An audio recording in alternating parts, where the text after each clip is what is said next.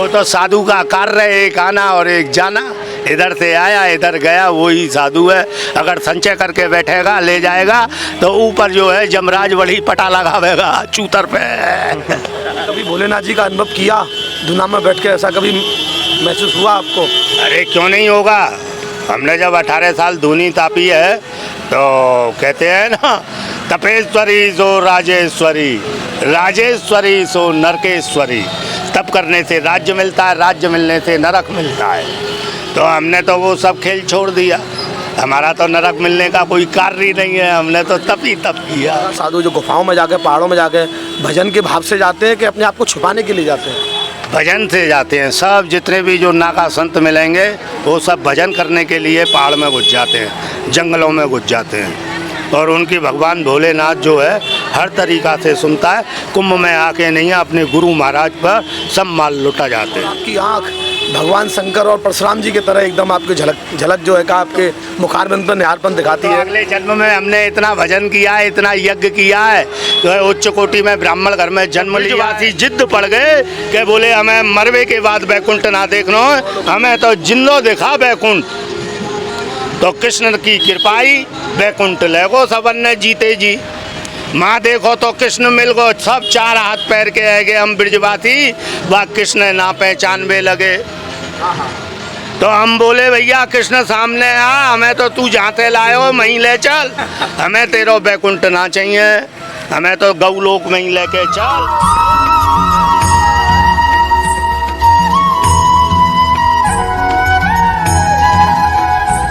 जय जय श्री राधे। स्वागत है आप सभी दर्शकों का ब्रजभूमि दर्शन विद राहुल चौधरी की एक और नई वीडियो में। आज हमारे साथ हैं नागा साधु बाबा कल्याण दास जी। आइए उनसे चर्चा करते हैं और जानते हैं कि जो नागा बाबा हैं उनका जीवन कैसा होता है, क्या उनसे रहस्य जुड़े होते हैं, और बहुत चीज़ आज हमें जानने को मिलेंगी। धुना आपने कै वर्ष? 18 साल तापा है, 18 साल धुनी तापी है। धुना की महाराज जी कई प्रक्रिया होंगी। पहले कितने आसन? पंचधुनी का, पहले पंचधुनी 5 तापी थी, 3 साल पंचधुनी तापी थी, फिर 3 साल सप्तधुनी तापी है, फिर 3 साल द्वादश धुनी तापी है, फिर 3 साल 84 धुनी तापी है, फिर 3 साल कोट तापा है, फिर खप्पर तापा है। पर मेरी 84 कोट खप्पर तीनों साथ चले हैं। और जय आप नेक देर में इतने क्रोध में क्यों हो जाते हो? आप ब्रजवासी हो या के ऐसा ही भाव, मतलब कैसे आपको एकदम जो आपका स्वरूप एकदम देखो ये है ना, प्रभुता पाए काय मत नहीं। जब प्रभु की कृपा हो जाती है तो वो ऑटोमेटिक जब खेल तो रहा क्रोध का खेल। कभी कभी मनुष्य ऐसा कार्य कर देते हैं जो क्रोध आ जाता है, नहीं तो हमारा तो क्रोध का काम नहीं है, सबको गले लगाने का काम है।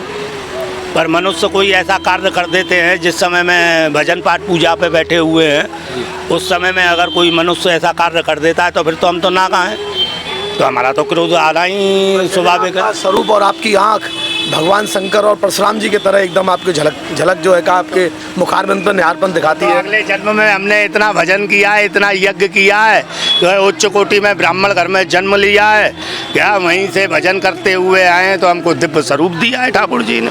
और आप वृंदावन धाम में, गिरिराज जी में, तनेटी में, चाहे जब राधा रानी कृपा कर दे झोली में आ जाए तुरंत आप भंडारा कराते रहते हो, मैंने जगह जगह देखा है। वो तो साधु का कार्य है, एक आना और एक जाना। इधर से आया इधर गया, वही साधु है। अगर संचय करके बैठेगा ले जाएगा तो ऊपर जो है जमराज बड़ी पटा लगावेगा चूतर पे। तो महाराज श्री मैंने सुना है, साधु वैष्णव संतों से सुना है कि नागा साधु जंगलों में, पहाड़ों में, बर्फ़ों में निकल जाते हैं। जब बैठक का कुंभों का समय आता है तो साधु 12 वर्ष 4 वर्ष जितने भी वर्ष में जहाँ कुंभ में जाना पड़ते हैं उनके लिए इकट्ठा करके सब कुछ वहीं खर्च करते हैं। तो महाराज जी गुफाओं में जाके साधु संत और नागा साधु जो गुफाओं में जाके, पहाड़ों में जाके भजन के भाव से जाते हैं कि अपने आप को छुपाने के लिए जाते हैं? भजन से जाते हैं। सब जितने भी जो नागा संत मिलेंगे वो सब भजन करने के लिए पहाड़ में घुस जाते हैं, जंगलों में घुस जाते हैं। और उनकी भगवान भोलेनाथ जो है हर तरीक़ा से सुनता है। कुंभ में आके नहीं, अपने गुरु महाराज पर सब माल लुटा जाते हैं। आपने महाराज जी कभी भोलेनाथ जी का अनुभव किया धुना में बैठ के, ऐसा कभी महसूस हुआ आपको? अरे क्यों नहीं होगा। हमने जब 18 साल धुनी तापी है तो कहते हैं ना, तपेश्वरी सो राजेश्वरी, राजेश्वरी सो नरकेश्वरी। तप तप करने से राज्य मिलता है, राज्य मिलने से नरक मिलता है। तो हमने तो वो सब खेल छोड़ दिया, हमारा तो नरक मिलने का कोई कार्य ही नहीं है, हमने तो तप ही तप किया। मतलब समझे नहीं हम लोग, दर्शक भी नहीं समझे। मतलब तप करने से नरक मिलता है, क्या बोले समझ में नहीं आया दोबारा। तप करने से राज्य मिलता है और राज्य करने से नरक मिलता है। नरक क्यों मिलेगा महाराज से? अरे तपेश्वरी सो राजेश्वरी, तप करने से राज्य मिलेगा, सब उसको आनंद मिलेगा, धन से दौलत से उससे इससे सबसे मौज लेगा, फिर वो सीधा डायरेक्ट नरक का रास्ता देखेगा। तो महाराज जी फिर ऐस मौज लेने लग जाएगा ना। हाँ। तपेश्वरी सो राजेश्वरी, जिस समय में तप कर रहा है तो वो सब उन्हों से दूर है, परे है, तप कर रहा है जब। और तप करने से जब उस पर सारी वस्तुएं ऑटोमेटिक ग्रहण होती चली जाएंगी, जब तप ऑटोमेटिक ग्रहण होती चली जाएंगी तब खत्म होता चला जाएगा और वो जो है नरक कुंड में घुसता चला जाएगा। तो इसके लिए क्या करना है कि भ्रमण करना है, जितना भ्रमण बनेगा उतना ही बचेगा। ये तो जो है क्या है, भक्तमाल भी बोलता है कि जितनी दरकार है उतना ही तुम्हारे साहब जी के लेना चाहिए, जिससे मेरे परिवार का भी भोजन हो जाए, आने जाने वाले का भी खेल हो जाए। और 84 उंगल की केवल जन्म है, 84 भोगना पड़ता है, 84 में ही फूकना पड़ता है, 84 गज का ही मनुष्य को मकान चाहिए। पर अब जो है क्या, बिल्डिंगें बना लेते हैं किलोमीटर की, रहना उसको केवल 84 उंगल में, तो वही तो पाप का घर है जो पोटरी भर के ले जाएगा। जो वायदा किया था गर्भ में कि प्रभु मुझ पर कृपा कर, निकलते ही मैं तेरा भजन करूंगा, तो वो बोलता है प्रभु कि मैंने तो बहुत बार तेरे पे भजन कृपा की, बोले एक चांस और दे, बोले एक चांस और देता हूँ। तो भक्त पे दो चीज़ तैयार रहती हैं, माया और काल चक्र। तो माया और काल चक्र जो है वो भक्त पे तैयार रहती हैं। जब वो वहाँ से निकलता है तो वो राम नाम की धुन करके निकलता है, पर वो अंधकार में होता है, अंधकार से जब प्रकाश में होता है तो वो सोचता है मैं कहाँ आ गया, तो राम राम की जगह म्याऊं म्याऊं करने लग जाता है। जब आप किसी शब्द को, जब आपके हृदय में ऐसी भाव जब जगता है तो आपके स्वरूप पर एकदम शंकर जी की छटा छा जाती है, आंखों में बिल्कुल एकदम हाँ क्रोध के तरह, जैसे परशुराम जी को जो क्रोध था वैसे ही आप एकदम हो जाते हो। ऐसा क्यों? देखो ब्रह्मचर्य का पालन होता है, दो चीज वस्तु जो है मेन है, जिब्या और ये तो मेन चीज जो दो जो है। आपने कभी गोकर्ण महादेव के दर्शन किए हों, आकाशवाणी के पीछे एक हाथ से लिंग पकड़ रखी है, एक हाथ से जिब्या पकड़ रखी है, बोले दोनों पे कब्जा कर ले तू ही परमात्मा का स्वरूप है। तो बाबा ये ब्रह्मचर्य क्यों जरूरी है, इससे क्या मिलता है, खुल के बताएं थोड़ा। ब्रह्मचर्य से अगर ब्रह्मचर्य रुका होगा तो ऑटोमेटिक सारी वस्तुएं आप पे आ जाएंगी, भजन ऑटोमेटिक रहेगा। मेन ब्रह्मचर्य का खेल है यहाँ। तो बाबा इस चीज़ को गृहस्थ लोग कैसे करें? ये तो सबको भगवान ने हिस्सा बांट दिया है ना, हमको भी गृहस्थ में जन्म दिया, पर हम विरक्त क्यों निकले? क्योंकि हमारी खोपड़ी में भय माता ने पहले ही लिख दिया था। जिस समय रावण जो था अपने मुंड काट काट के चढ़ाता था तो वो पढ़ता था अपने मुंडों को, तो उसमें लिखा हुआ था मुझको नर और बांदर मिलके मारेंगे, तो वो हंसता था कि ये तो मेरे भोजन है। तो इसीलिए परमात्मा जो है, जिसको साधु बनना होगा उसको साधु बनाएगा, जिसको सवाधु बनना होगा उसको सवाधु बनाएगा, जिसको गृहस्थ बनाना होगा उसको गृहस्थ बनाएगा। वो तो वहीं से लिखेगा, लिख के आता है राम जी के दरबार से। एक बात मैं आपसे जानना चाहूँ कि आपको ब्रजवासी सब ग्वाल बाल ब्रज के वासी आपको दान दक्षिणा क्यों देते हैं? हर आदमी बाहर का वस्तु क्यों नहीं आप लेते अधिक? आपको ब्रजवासी सबसे प्रिय क्यों, आपको दान दक्षिणा, और आपको जहाँ भी देख लेते हैं आपके पीछे इतना प्रेम क्यों? सुनो, मैं ब्राह्मण बालक हूँ, मुझको यहाँ के लोग जो है ब्राह्मण समझ के भी देते हैं, मुझको साधु समझ के भी देते हैं, मेरी एक पहचान है यहाँ। पर जितने भी जो साधु हैं, मैं आज जो है 100 किलोमीटर आगे चला जाऊँ तो मैं बहुत माल इकट्ठा कर सकता हूँ, पर मेरे को वो धन ही नहीं चाहिए। मैं तो ब्रजवासियों से लेता हूँ। जैसे कोई यात्री आया, उसने डायरेक्ट मेरे को दिया तो मेरा वजन खत्म हो जाएगा। जाने कैसे कैसे पैसा लेके आया, बाप बेटे को तो 2 रुपया देता नहीं है। पहले माँ कर दे सप्लाई, उसके हाथ से शुद्ध हो गया, फिर मेरे को दे दे, फिर मैं उसको आगे जाके शुद्ध कर दूंगा। फिर मैं आगे जाके उसको और शुद्ध कर दूंगा। महाराज जी मैंने यहाँ के महाराज ये चीज़ पूछी आपसे क्योंकि मैंने देखा है आप जहाँ भी निकलते हो सब आपको सम्मानित दंडोत करते हैं, क्योंकि आपकी जो पिंडी है, जो आपका स्वरूप है भजनानंदी का, और आपको ब्रजवासी सब जानते हैं कि कल्याण दास जी महाराज श्री धूना तपे हैं और ब्रजमंडल के रसिक संत हैं। आप जब भी गिरिराज जी की तनेटी हो, चाहे वृंदावन हो, आप ऐसी मुद्रा में मिलते हो, चाहे आपके बगल से ट्रेन भी निकल जाए फिर भी आपको हाथ छू भी नहीं होगी, आप भजन में मस्त होकर अपनी राम में रास्ते में चलते हैं। तो ये कर्म भूमि है, यहाँ सब कर्म करने के लिए आए हैं। हमने पहले भी इतना भजन किया, इतना यज्ञ किया कि हमको उच्च कोटि में जन्म मिला। अब आगे भजन करेंगे, आगे भी इसी उच्च कोटि में जन्म लेके आएंगे।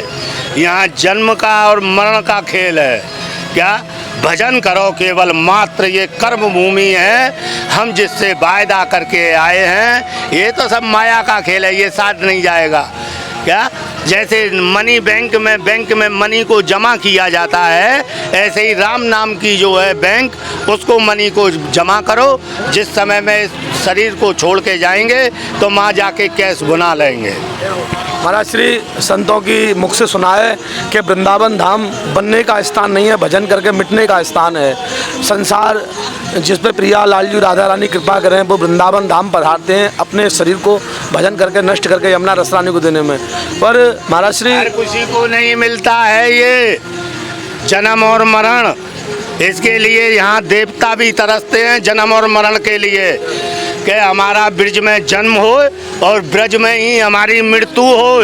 इससे बड़ा सुंदर कोई कार्य नहीं है। ये गौलोक है। जिस समय में ब्रजवासियों को लेके ब्रजवासी बोले कि मर के तो बैकुंठ हर कोई जावे, हमें तो जीते जी लेके चल कृष्ण प्यारी लाल की जय। तो ब्रजवासी वल्लभ सदा मेरे जीवन प्राण, इन्हें ना तनक बिसारियों ये नंद बाबा की आन।